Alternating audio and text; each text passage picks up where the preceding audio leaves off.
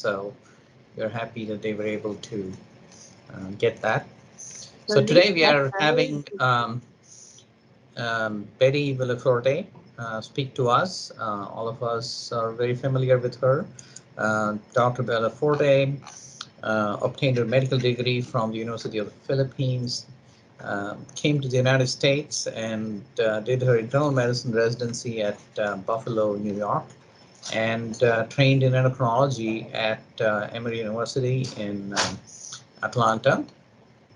She stayed in Atlanta from 93 to 2003 as assistant professor and came to Louisville in 2003. She was a full-time faculty member at the university from 2003 to 2020. And she has specific, both interest in basic and clinical research and extensive experience in clinical teaching and also with clinical practice. She's now at Owensboro. Her lectures have always been extremely well researched and to the point and very practical. Today she'll be talking to us on unraveling the Enigma clinical symptoms of Cushing syndrome amidst low cortisol levels. Dr. Villaforte. Okay, thank you, Sri. Okay, today is a discussion of an unusual case that I encountered during my clinic rotation here. Hopefully, uh, I will discuss what the clinical presentations of primary generalized glucocorticoid hypersensitivity and glucocorticoid resistance syndrome are. We don't see this commonly. We'll discuss briefly the molecular mechanisms underlying these two conditions and discuss what are the treatment options for managing these conditions. I usually start from a index case.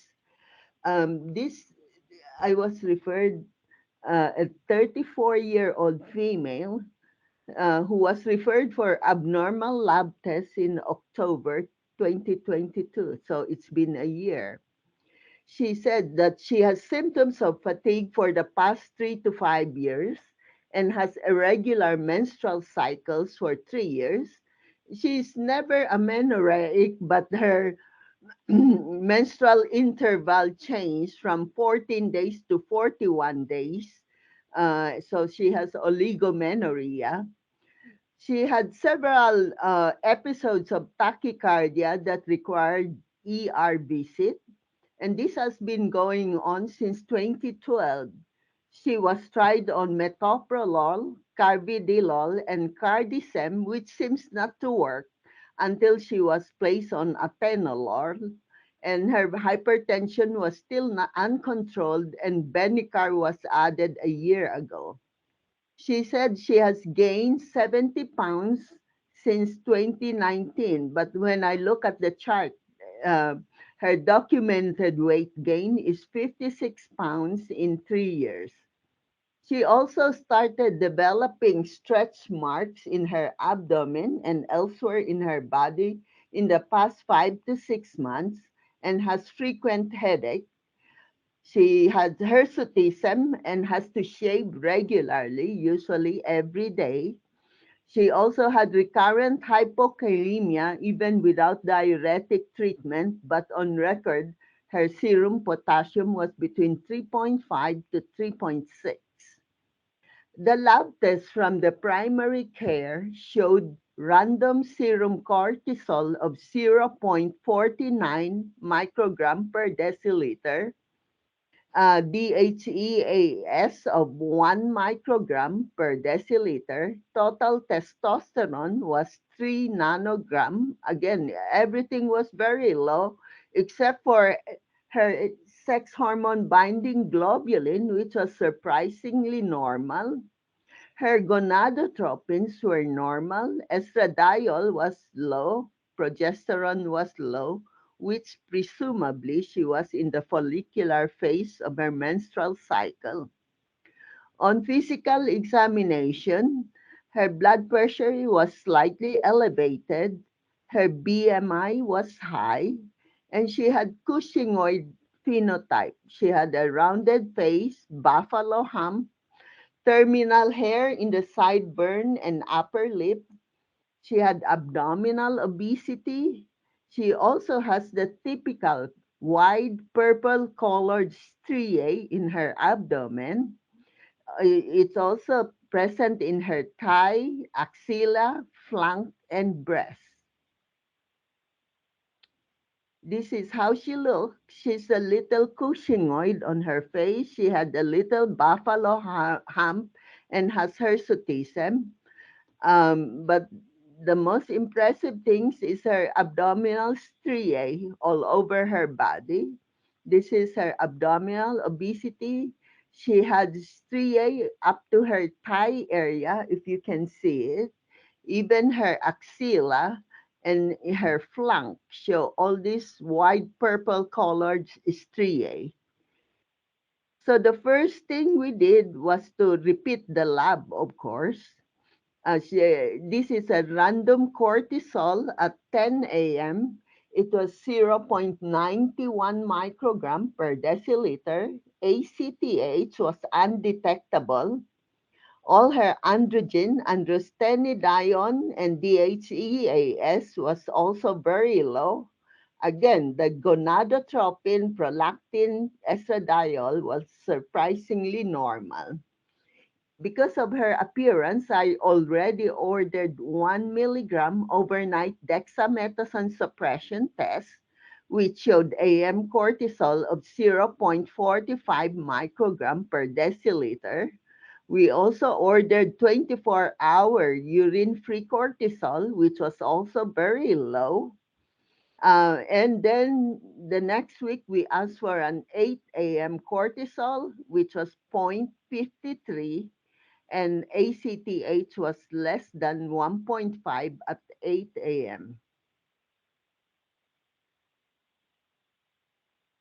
So the first thing we ask for is her steroid use, okay, because she works as a medical assistant in an orthopedic clinic. So our index of suspicion for exogenous steroid use is, of course, very high because of accessibility.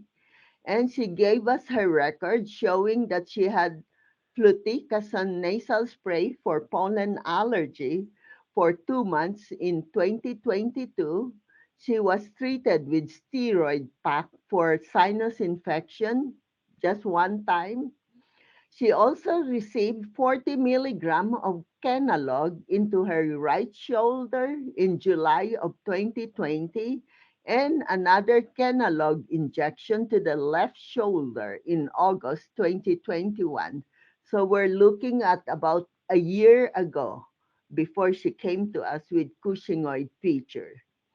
MRI of the spine for some reason was done because of back pain, and it showed minimal anterior wedging of the T12 spine.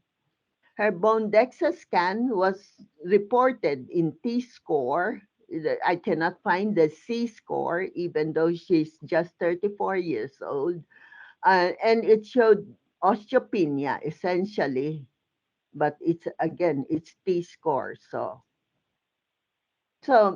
the first thing we think of when we see that the all the cortisol level, all the androgen level are low, the exogenous use of steroid, that's the most common diagnosis. But we know that people also develop pseudo-Cushing syndrome. This occurs under stress when you have significant depression and anxiety, alcoholism, use of steroid, obesity, and endocrine disorders like PCOS. So we went through the checklist. She was never treated for depression. She's taking care of her 7-year-old son. She was never treated for depression. She denies alcohol abuse. She said she certainly used steroid, but that was over a year ago. And and she had regular menses until the last 3 years. So our differential diagnosis at present is unreported exogenous glucocorticoid administration. We try to look for urine screen for exogenous glucocorticoid administration. We were not able to find it commercially. Of course, there's a possibility that the radioimmunoassay for cortisol is the problem. We did not do it to compare it with mass spec assay. There's also the possibility that she may have cortisol binding protein deficiencies. This is a genetic condition. Again, we should have measured the cortisol binding globulin and albumin. uh, Primary adrenal insufficiency is less likely because the ACTH level is suppressed also. Then I started looking into the literature to see what could cause Cushingoid-like syndrome when the cortisol level is low, and encountered the diagnosis of primary generalized glucocorticoid hypersensitivity syndrome. This is a rare condition. It has been reported in the literature in 16 adults and 4 children only. So, what is primary generalized glucocorticoid hypersensitivity syndrome? It has something to do with the glucocorticoid receptor. It's mostly mutations of the glucocorticoid receptor itself. There's two isoform of the glucocorticoid receptor. One is called the alpha, and the second one is the beta glucocorticoid receptor. The alpha one is the one that has additional 50 amino acids compared to with the beta isoform. It's higher, it's 97 kilodalton in size, whereas the beta isoform is smaller, 94 kilodalton in size. The usual transcription induced by glucocorticoid is through the glucocorticoid receptor alpha gene. The beta gene is usually localized to the nucleus and act as a dominant negative gene that abrogate or decrease the effect of the alpha gene, alpha receptor. Again, there's that glucocorticoid receptor alpha gene, which is the active receptor, and the beta isoform, which is dominant negative. The alpha receptor gene is the one that causes active transcription. So how does glucocorticoid act? Okay. The glucocorticoid receptor alpha is formed in a complex of heat shock protein and immunophilin.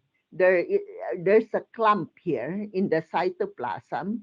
When you add cortisol or synthetic steroid, which acts as a ligand, it dissociates this complex, and the alpha receptor will go to the nucleus and form dimer to either cause transcription, positive transcription, or negative regulation of the gene transcription by forming this complex. On the other hand, you also have the beta glucocorticoid receptor, which can form heterodimer with the alpha glucocorticoid receptor, and the beta receptor, which act as a dominant negative transcription receptor, will decrease the effect of the alpha transcription induced by the glucocorticoid alpha subunit.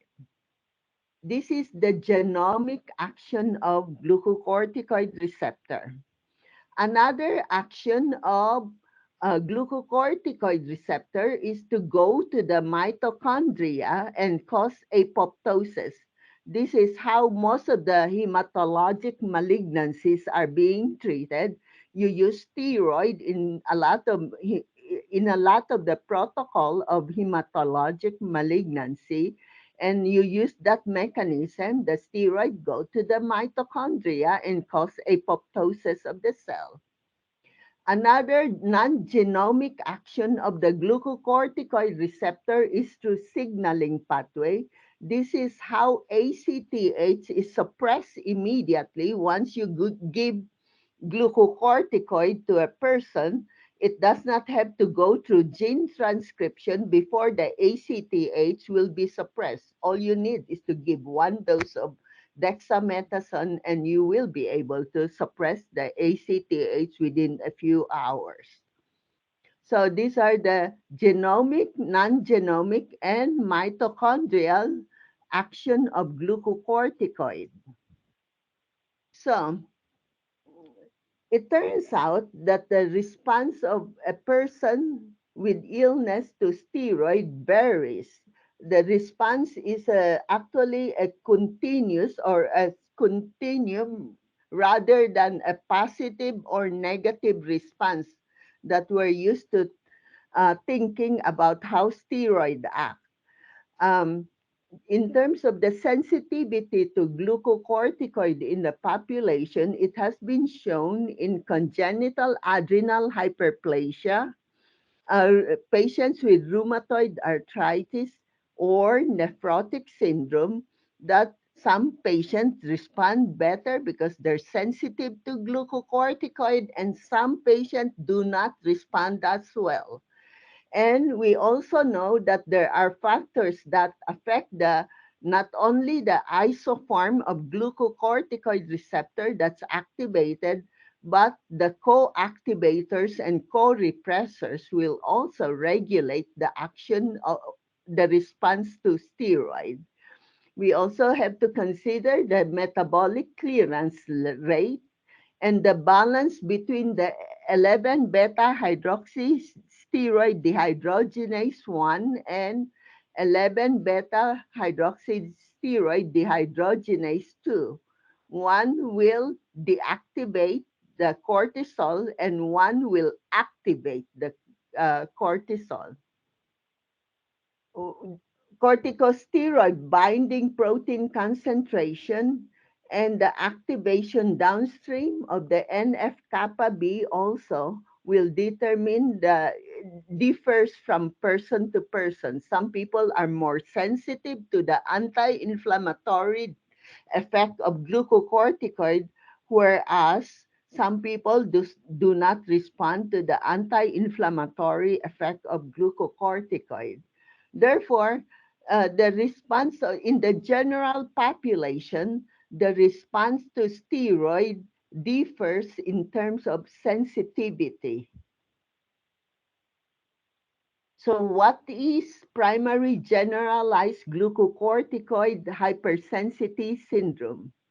This is when there's mutation of the human glucocorticoid receptors in the hypothalamus and in the pituitary gland. As a consequence, the negative feedback. Oh, no. If the hypersensitivity, the glucocorticoid receptor are more sensitive to the effect of glucocorticoid. As a consequence, there's hypoactivation of CRH and AVP release, meaning corticotropin releasing hormone, and arginine vasopressin releasing arginine vasopressin release from the hypothalamus will go down, and both of these will stimulate the release of ACTH in the pituitary gland, and that will also decrease because of decreased stimulation. As a consequence, you get adrenal atrophy or hypoplasia of the adrenal gland and decreased cortisol level. When it's severe, when the patient's mutate, when the type of mutation in the glucocorticoid receptor is very severe, in fact, the circulating cortisol level of a patient can be very low. Now, there's more on the opposite side. There's also primary generalized glucocorticoid resistance or Crusoe syndrome. This is highly reported. It's a little bit more common than the hypersensitivity syndrome. In this case, the mutation of the glucocorticoid receptor is such that it is resistant to the feedback effect of steroid of cortisol level. As a consequence, there's increased release of CRH and AVP, leading to increased ACTH stimulation and release. And in consequence, you have adrenal hyperplasia, increased cortisol, increased androgen, and increased mineralocorticoid release into the circulation. So, the manifest clinically, what you see with generalized glucocorticoid resistance or Crusoe syndrome is you have increased circulating cortisol, increased mineralocorticoid, meaning corticosterone and deoxycorticosterone, and you have increased androgen, meaning DHEAS, DHEA, and androstenedione. These are all elevated, whereas with hypersensitivity syndrome, you have decreased production of mineralocorticoid, androgens, and cortisol. Hence, the patient has undetectable or very low cortisol and DHEAS level. So I thought that it's possible that our patient had glucocorticoid primary generalized hypersensitivity syndrome. Even though she obviously received steroid treatment, it seems like there's a prolonged suppression of the ACTH secretion. Now, in terms of the primary glucocorticoid hypersensitivity syndrome, it has been reported that it could be just mild, moderate, or severe. When you have mild hypersensitivity syndrome, okay, you have they get the biological effect of steroid with minimal dose of prednisone. Now, if they have moderate hypersensitivity syndrome, which usually occurs with mutation of the glucocorticoid receptor alpha, what happened is there's exaggerated negative feedback to the through the pituitary and hypothalamus.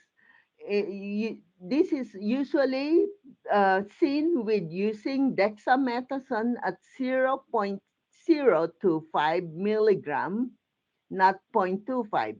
It's 0.025 milligram, and you'll be able to suppress AM cortisol with that very low dose of dexamethasone.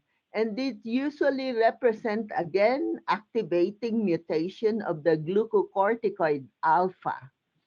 In patients with severe the basal cortisol level is already very low. And usually they have mutation or inactivating mutation of the glucocorticoid beta. So this has been shown in, as I said, a few subjects only, less than 100 subjects. So what is the clinical presentation of a primary generalized glucocorticoid hypersensitivity syndrome? There's increased tissue sensitivity to glucocorticoids, mostly due to activating mutation or polymorphism of the gene that express glucocorticoid receptor.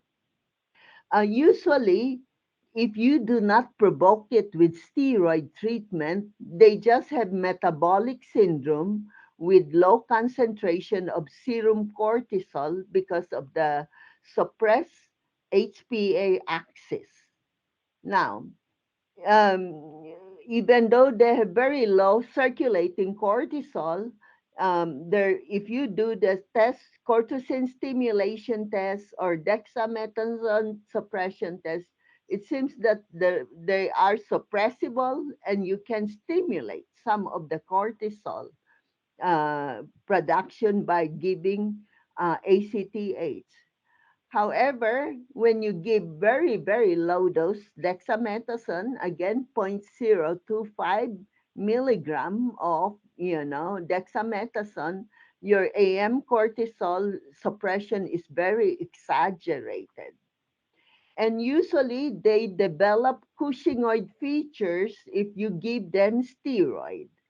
Again, this has been reported also in glucocorticoid receptor alpha polymorphism. And in the general population, it's not uncommon. 6% of the population have this genetic defect, 14% of the population have this genetic defect.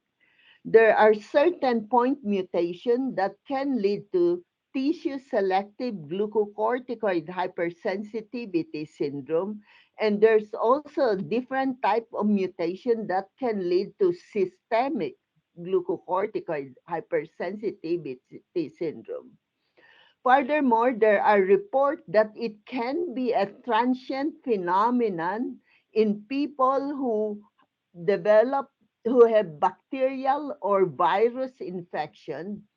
In particular, this has been reported in people who have mumps and certain adenovirus infection, in which they develop Cushingoid syndrome because the NF-kappa B signaling pathway of the steroid is activated, and so they do not have a glucocorticoid receptor mutation, but somehow the bacteria or virus produce the chemicals that will make the glucocorticoid receptor more sensitive to steroid.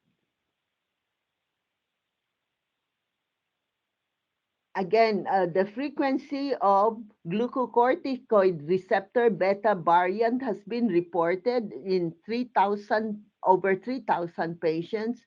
It's quite frequent to get these variants, Frequency for this variant is 50% for one copy and 23% for two copies.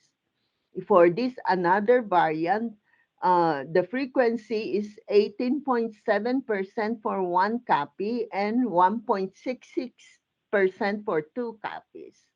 So it's not infrequent that you see that type of polymorphism in the general population. So how it relates to how everybody is responding to steroid or how they regulate their HPA axis is unclear at present. So this is a report of a child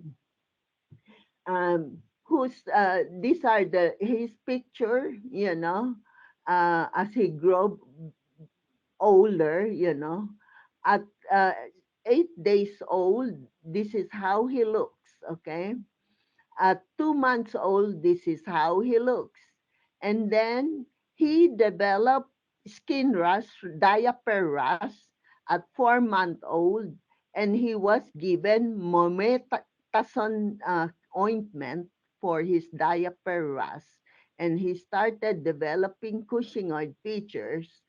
At 5 months old, during treatment of this ointment, he's much more Cushingoid, um, and then they realized that the ointment is causing his weight gain and Cushingoid features, so they stopped the ointment treatment, and yet his Cushingoid feature persists because he's not getting better. He keep on gaining weight, okay? they decided since his cortisol level is so low, maybe we should try him on hydrocortisone. Um, so once he gets hydrocortisone treatment, he became overtly Cushingoid. And then he died from respiratory failure because of obesity. On the other hand, his brother, you know, again developed skin rash, became Cushingoid, developed hirsutism in his chest. So they realized that they should not do what happened to his brother. So they gave him mifepristone or Corlim, and immediately everything reversed. This is his weight chart showing that the moment they give him mifepristone, his weight seems to taper off, the weight gain has decreased, and his growth retardation stopped, and he started growing again when he was given the anti-progesterone treatment. So, the only non-reported treatment for this condition, aside from removing whatever steroid, what little steroid they're getting, is mifepristone treatment. And of course, this is known as RU for something. Okay. It's similar structure to progesterone and glucocorticoids, and it's used for abortion primarily because it antagonizes progesterone at a low dose, so it detach the endometrial lining. That's how abortion occurs, and they add misoprostol in on top of it in order to abort the fetus. At the high dose, however, it antagonizes glucocorticoid receptor. Um, it has been shown that it acts on both the alpha and beta isoform of glucocorticoid receptor directly, and the affinity of mifepristone for glucocorticoid receptor is 18 times that of cortisol. So effectively, it will block the effect of cortisol, and it usually is used sometimes for treatment of Cushing's. I used to use it quite often before sending patient for pituitary surgery from Cushing's, just to make sure that they don't get meningitis, or at least their immune system is restored somewhat before they undergo surgery. So this is the only known treatment for this glucocorticoid hypersensitivity syndrome. It has been tried on several adults and children. Now, there's an opposite condition, which is the primary generalized glucocorticoid resistance syndrome, or Crusoe syndrome. There are many reported cases of this condition. It's also rare, but not as rare as hypersensitivity syndrome. It could be familial or sporadic, and it is characterized by generalized partial and organ insensitivity to glucocorticoid. Because of the lack of glucocorticoid feedback to the hypothalamus and anterior pituitary cell gland, you will lead to compensatory activation of the HPA axis. You'll have excess ACTH secretion leading to adrenal hyperplasia, increased cortisol secretion, increased mineralocorticoid secretion, and increased androgen production. For some reason, even though they have increased secretion of cortisol, they do not develop Cushingoid syndrome, primarily because they are all the glucocorticoid receptor defect in the hypothalamus and in the anterior pituitary gland also occur in the peripheral tissue. So they have glucocorticoid resistance also in the peripheral tissue. What they do, though, is to manifest with hypertension and hypokalemic alkalosis because of increased mineralocorticoid secretion, and also with increased androgen they will have came out with ambiguous genitalia, virilization, precocious puberty, acne, hirsutism, oligomenorrhea, and decreased fertility for both male and female fetus. So they have all the symptoms from hyperandrogenism and uh, increased mineralocorticoid effects. Many gene mutation of the glucocorticoid receptor has been identified for Crusoe syndrome, as you can see on this chart. The treatment for this condition is using mineralocorticoid sparing synthetic glucocorticoids like dexamethasone. The purpose of using dexamethasone is to suppress secretion of ACTH starting at zero point 0.3, then go up to 0.6, 1, 1.5, 2, 2.5, 3 milligram at night. These are the commonly used doses. But there are reported cases in which as much as 14 milligram of dexamethasone is needed to suppress the ACTH. That was reported in a patient who keep on having hypertensive encephalopathy. Now, how common this is in the general population, we don't know. But a study by Vitellius in 2018 studied over 3,000 patients showed that in patients with bilateral adrenal hyperplasia, hypertension, and hypercortisolism without stigma of Cushing syndrome, 5% of them have heterozygous mutation of the glucocorticoid receptor gene. So it may be more common than we think. Again, going back to the case that I presented, it's been a year. She got mad at me for trying to treat her with Corlim since she wants to have another kid. So she went for second opinion somewhere. And her random cortisol after 1 year is still less than 0.40 microgram per deciliter. Her 24-hour urine-free cortisol is still undetectable. They keep on doing urinary screen. Turns out Mayo Clinic have the screen to do the synthetic glucocorticoid. All I find commercially was the anabolic steroid. So she has detectable triancinolone at 0.33 microgram per deciliter, cut off being 0.10.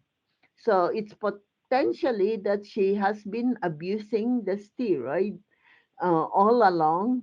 But, to develop overt Cushing syndrome, you have to have a lot of steroid injection. So I still think there's some degree of glucocorticoid hypersensitivity syndrome involved. We know that the biological effect of steroid on the whole body is extensive. It has been estimated that 20% of the whole genome is affected by steroid treatment. So it's a very common um, hormone that affect the whole body system. Again, in summary, okay, um, primary generalized glucocorticoid hypersensitivity and resistance syndromes represent the inverted U-shaped curve of the homeostatic function of glucocorticoid signaling It represents the extreme. One is no response to steroid at all. The other one is very sensitive to steroid. Most people are, of course, in between, and it's a continuum in terms of response to steroid. Um, Again, glucocorticoid receptor mutations can induce the clinical manifestation of both sensitivity and resistance syndrome. Now, again, the hypersensitivity syndrome is not all severe. There's mild or moderate degrees of hypersensitivity to glucocorticoid that has been reported. Usually, there's people with metabolic syndrome and low cortisol level. Again, the the variants of glucocorticoid receptor beta is associated with severe glucocorticoid hypersensitivity syndrome. It's difficult to diagnose, as in this case, it's possible that it's all exogenous steroid use.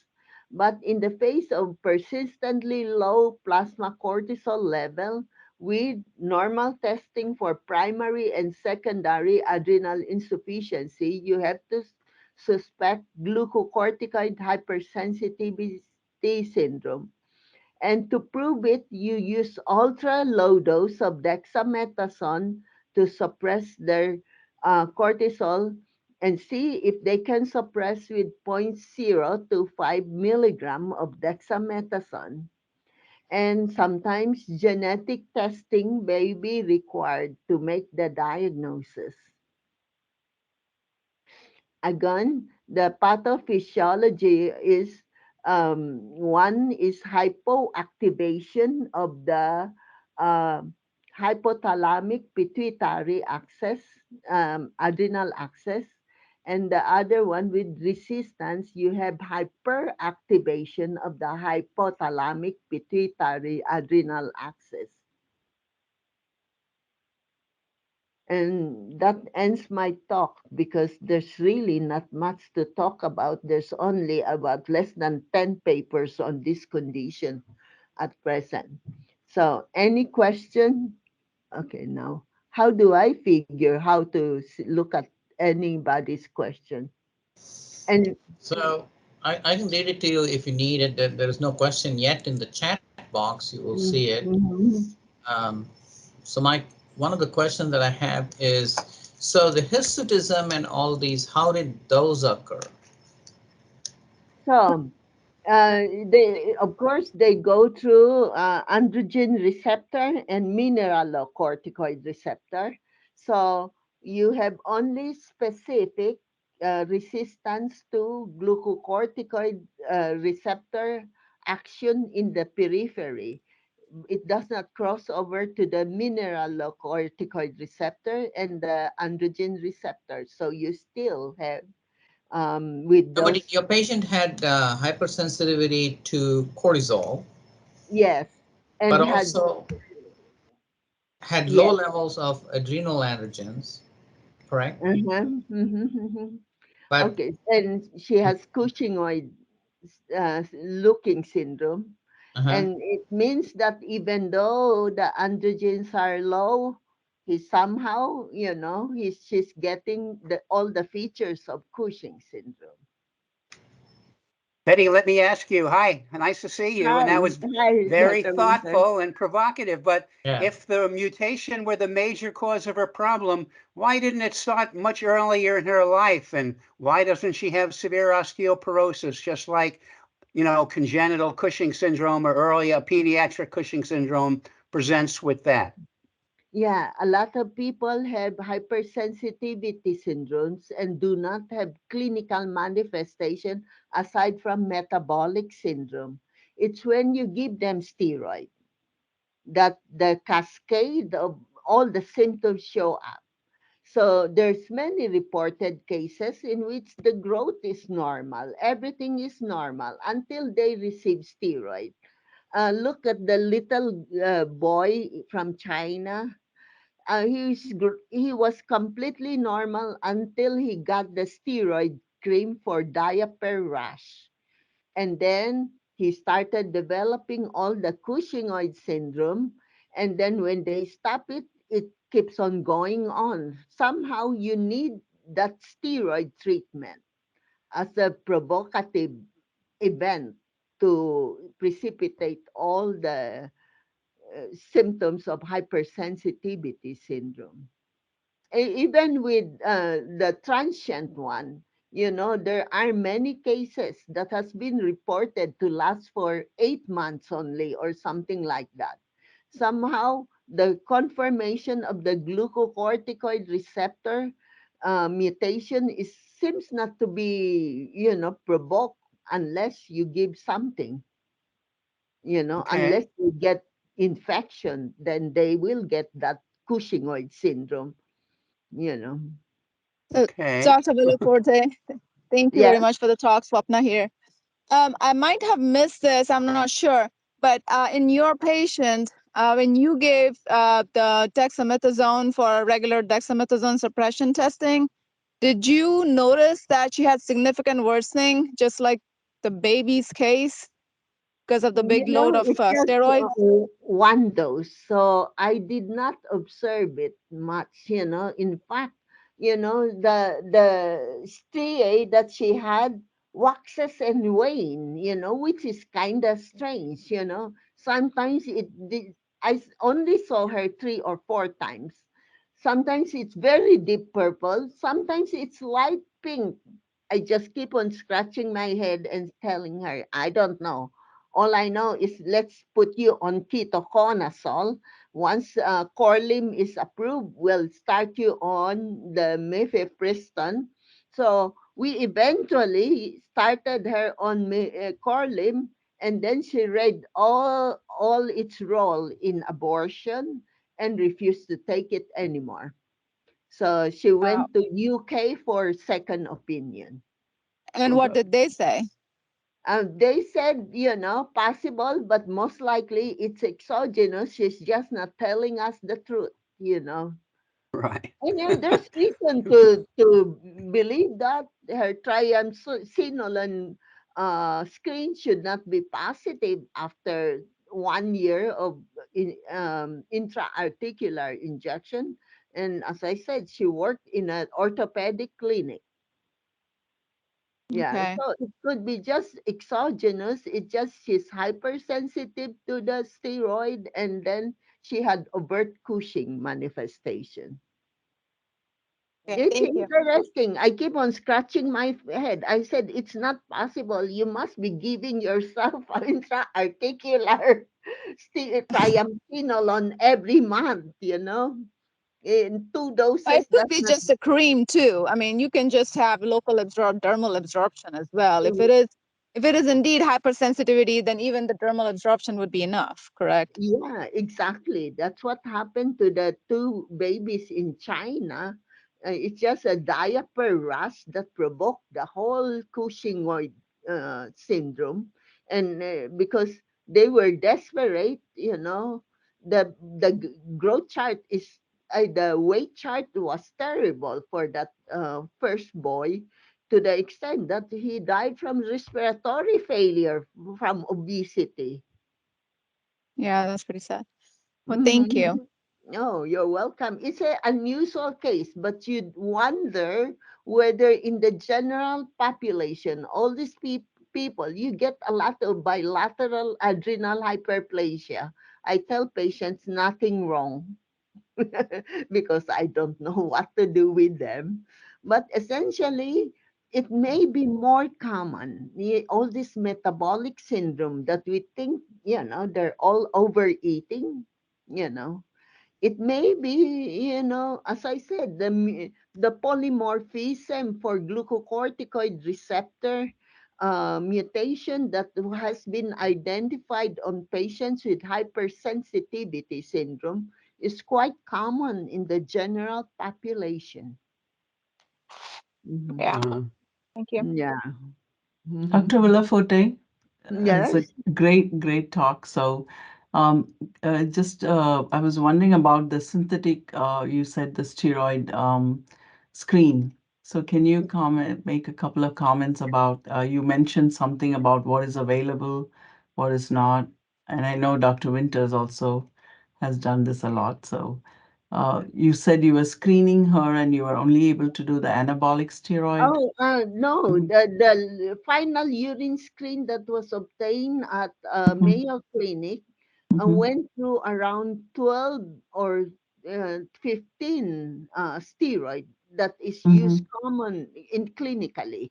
So Okay. it's not androgen. I call ARUP and, Quest and, Hmm. Hmm. LabCorp, they only do androgen screening That's right. in the Yeah. urine for Yeah. anabolic, Hmm. yeah, androgen. But a Mayo Clinic can do all the screen. So Hmm. she has Hmm. been screened several times. Mm. It was negative Interesting. until one time there is triamcinolone. And then Mm. they also keep on doing serial salivary cortisol. It's Mm-hmm. also all undetectable. In case it's a Oh. cortisol binding globulin problem. Uh-huh. So, her salivary cortisol is also Ah. undetectable. Yeah. Okay. So there was serial, I keep on Mm-hmm. thinking, ooh, maybe it's intermittent Cushing, those, Mm-hmm. periodic Cushing, etc. I don't think Eventually, so. I said, here, Corlim. No, I don't think so. You're brave. And she got all the side effects immediately, Of flashing course. Yeah. sensation, hypotension. If you really believe in this, Betty, there's a Huh? guy at NIEHS. His name is John Sidlowski, and he Uh-huh. has spent his entire career studying the glucocorticoid receptors. And he's one of the people who developed the glucocorticoid receptor beta as well as Mhm. alpha. And no doubt, if you sent him a tube of white blood cells, a 50 ml sample of blood or something like that, he has plenty of the tools to try to To do. show if there's really any difference from her glucocorticoid receptor related to that and the wild type. But your point about exogenous, physiological responses to hormone, I think is true for any hormones. That some Mhm. people respond some way to insulin, for example, or thyroid hormone or testosterone or everything. I mean, glucocorticoids is not alone in that, and I think that there's so much to learn, and it may be that she does have some subtle abnormality which caused her to Hypersensitivity. be so much responsive. But nevertheless, finding the TA in her blood Mhm. more than like 2 years after she admitted to the final dose, you Right. have to be very suspicious that that's Yeah. really what's going on. I Yeah. once had a case just like this, and this lady was getting injections into her ankle from a podiatrist, and she Uh-huh. didn't really know how much TA she was getting. And I Uh-huh. called the podiatrist, and he told me how much, and she was getting a ton of Uh-huh. TA. And she looked Mhm. just like your case, and she had Yeah. unmeasurable cortisol. It was the same kind. And there's quite a substantial literature on that problem if you pursue it from that perspective. Yeah. So Yeah. I have one more question, Dr. Villafuerte. I think it's more of a follow-up to Dr. Moksha Gundam's question about the hirsutism. So in that little baby, for instance, that was pretty bizarre, the chest hair. So do you think there is androgen hypersensitivity as well in that case to minuscule amounts of androgens not You having know, high? they never did genetic studies on those guys. But they said that sometimes the androgen receptor at the 5 alpha reductase level is affected. Mm-hmm. So we don't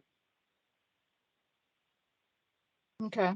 all they Okay. do is a lot of them had symptoms of mineralocorticoid excess. So hypokalemia, hypertension, etc. is very common in the Crouzes syndrome.